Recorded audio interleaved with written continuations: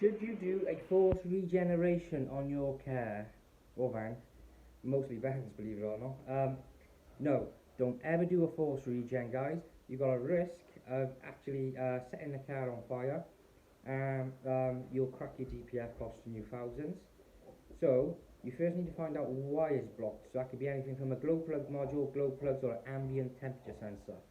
If they're gone, it will not do a regeneration on its own, right, guys?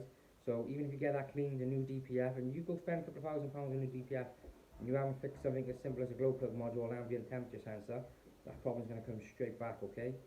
Range Rovers, you get a throttle body, they tend to shift.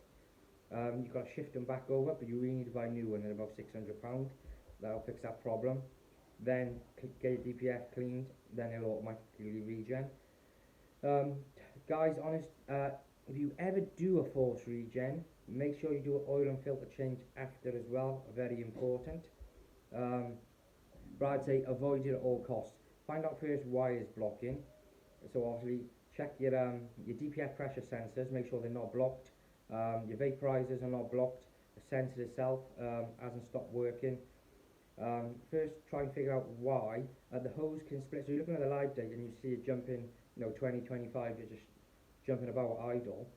That could mean either the vaporizer and the hose is blocked or is split. So you can smoke pressure test that. And I'm trying to give you some quick tips to keep this video short for you, because a lot of people just try and clean the DPF. Just take it off and try jet wash it. Don't do that, guys. Quite often you just go straight through the sensor, guys. With a launch DPF cleaner, 130 psi. You've got a special bottle for that to foam it up. Then, depending which way you're going in to that DPF, because you don't want it back filling too, going into the engine, you can obviously cause an engine lock and cause big problems then. So you can mix the DPF cleaner 50-50 water as well, so you can put 2 litres in, let it sit 20 minutes, flush it all through, and just stick the other, stick the rest through then, 2,500 revs, push it all through. Look at the live data, you probably see it coming from 400 psi acceleration, or 700, come all the way down, then take your foot off the accelerator after about 4 or 5 minutes, and it should be between 50 and 60 at acceleration, and at idle it needs to be under 10. If it's not under 10 after the clean, guys, your DPF's probably knackered, unfortunately, and that's usually due because someone's done too many forced regens without cleaning it, 'cause they don't know what they're doing. I'll put a link to my teacher below, guys, who I've learned everything from. There's a link below to his channel.